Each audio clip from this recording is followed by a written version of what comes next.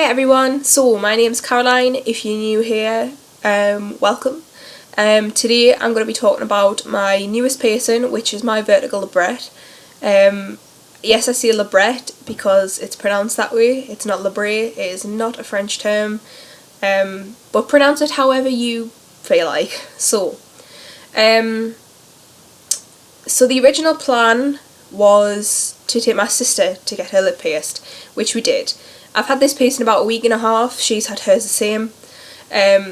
So we got her lip pierced, and then I just decided, I'd done a lot of research on this piercing in particular, and I'd seen it on loads of people, and I just thought, it is such a beautiful piercing, like I need that on my face, and I thought it would look so cool with like my Medusa and then the vertical labret. So when we were in there, I decided to get mine done. So she sat me down, and this place I've been to a few times. I've done it, like I've been there a few times. She pierced my tongue, she pierced my the bottom of my lip.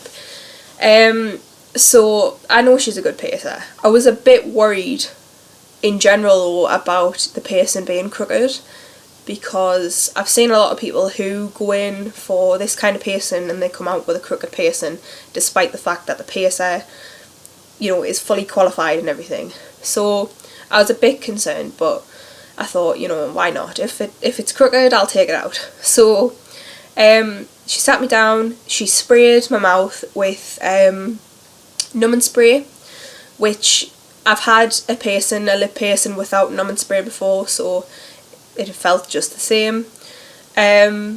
So she sprayed my mouth with numbing spray, and she kind of marked it up where it would be straight. Now, if your piercer marks you up and they show you the placement, which they should show you the placement because they usually do, but if they show you the placement and you think it looks crooked or it doesn't look right or you just want to change it, tell your piercer, because it's your face, it's your body, you're paying them to do you a service. So just tell them, like, it's better you tell them than you come out with an injury, because that's basically what a piercing is. It's an injury to your face that you're just going to take the jewellery out and let it close over, because it's pointless. You're just throwing your money away. You might as well take your money and flush it down the toilet. So make sure you tell them. But yeah, I don't think she showed me, I'm not too sure.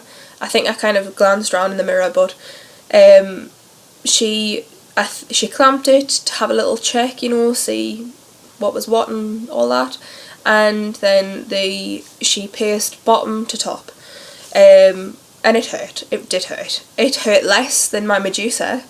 My Medusa really hurt, but it hurts. You know, it's a lip piercing. A needle going through any part of your face, any part of your body is going to hurt. Imagine, if you could imagine, like taking your fingernails and almost digging it in to your lip.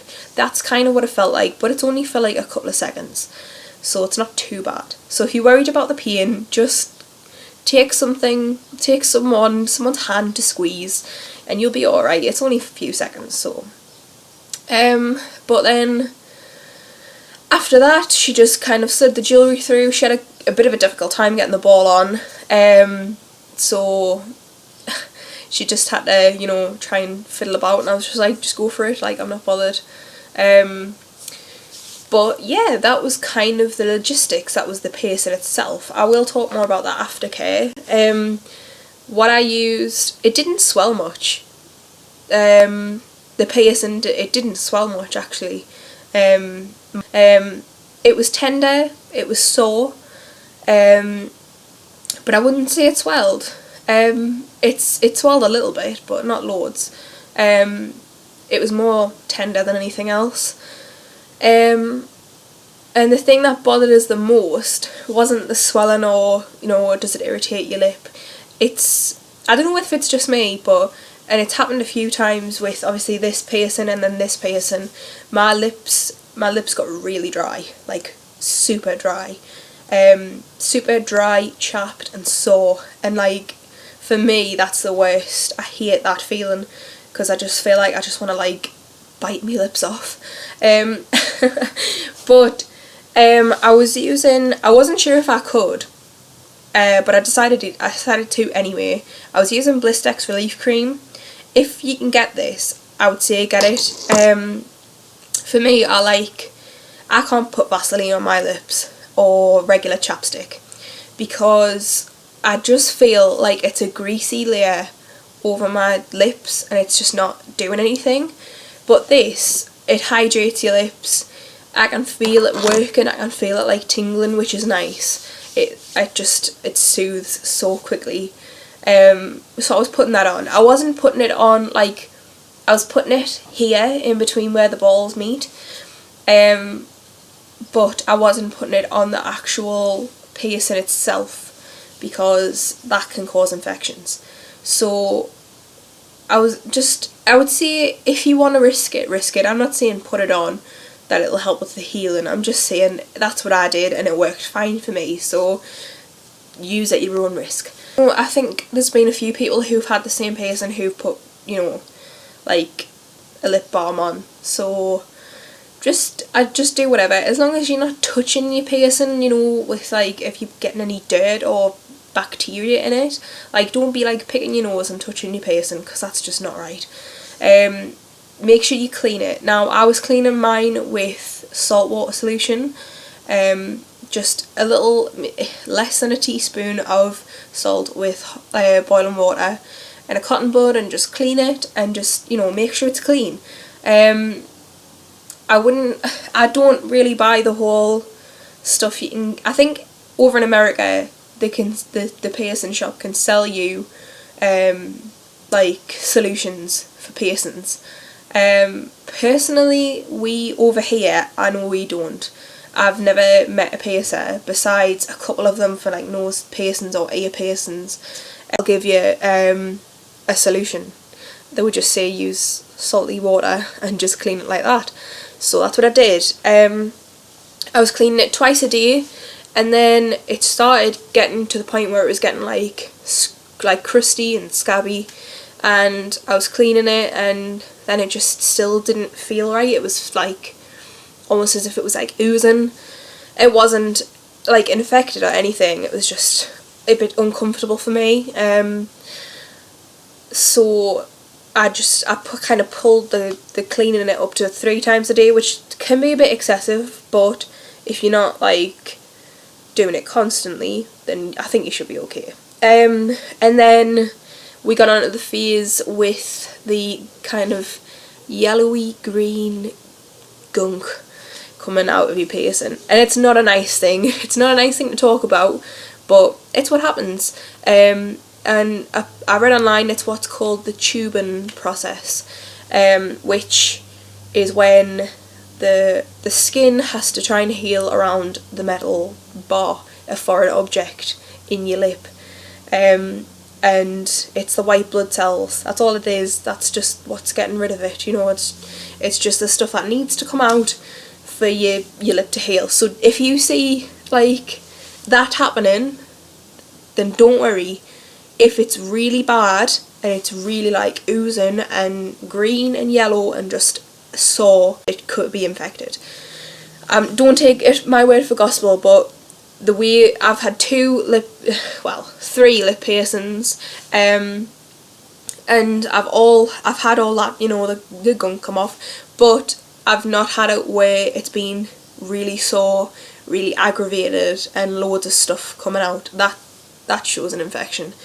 I would say if you don't know what to do if it does get infected, I would just say to ring the piercing shop and ask them what to do, because I can't really give you any advice. What I will say though is if you have an infection, don't take your piercing out. Leave your piercing in, because if you take your piercing out, the piercing will heal quicker when it's got an infection than without.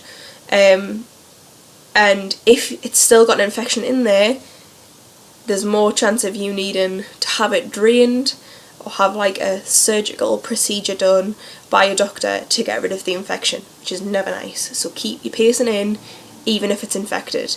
It's not the jewellery that's causing it, it's just bacteria. So just calm down, leave your piercing in. But definitely ring the shop and ask them what's the best thing to do. I would just say to clean it with salt water or whatever, but ask them and they should give you a decent answer. It doesn't, mine personally does not get caught on forks, like when you're eating. I don't know how it would unless you were like rubbing the fork, like the prongs of the fork against your piercing.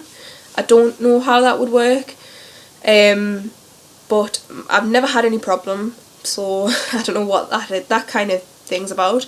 The only problem I've found is with lipstick. Now I'll demonstrate. So I bought a new lipstick the other day. It's MAC Violetta, which is a gorgeous purple colour. Now I love purple lipsticks. I'll try and get in as close as I can. Basically, around the outside I can kind of do it just like I normally would. It's going to be a bit messy, but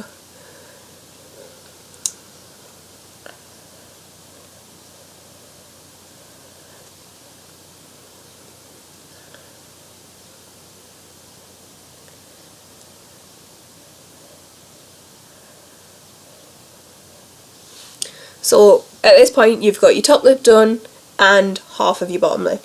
So I would go with kind of the tip of the lipstick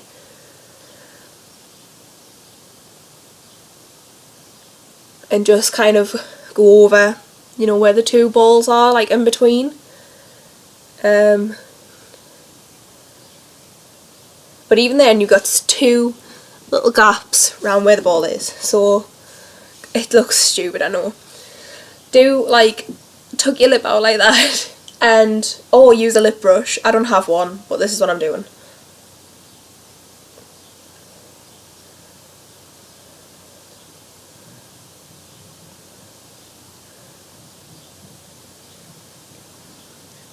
And just do that. It's easy. It's a bit difficult at first because you have a tendency to kind of rub, but if you rub you're going to dig the ball into your lipstick, and especially if it costs you £15.50, there's no way you want to be going out and buying another one. So that's how I apply lipstick. I probably would be easier applying it with a lip brush, but I don't have one, and I don't really fancy buying a lip brush just to use it to put lipstick on, because I wear so many different lipsticks anyway. So yeah, that's all I can say really. I hope you enjoyed this video. If you found it helpful, give it a thumbs up. If you liked my quirkiness or whatever, do subscribe. It's always nice to get new subscribers. But yeah, that's all I've got to say really. Just treat your piercing carefully, you know, clean it, look after it, and you should be fine. So yes, I will talk to you all soon, and I love you all. Bye.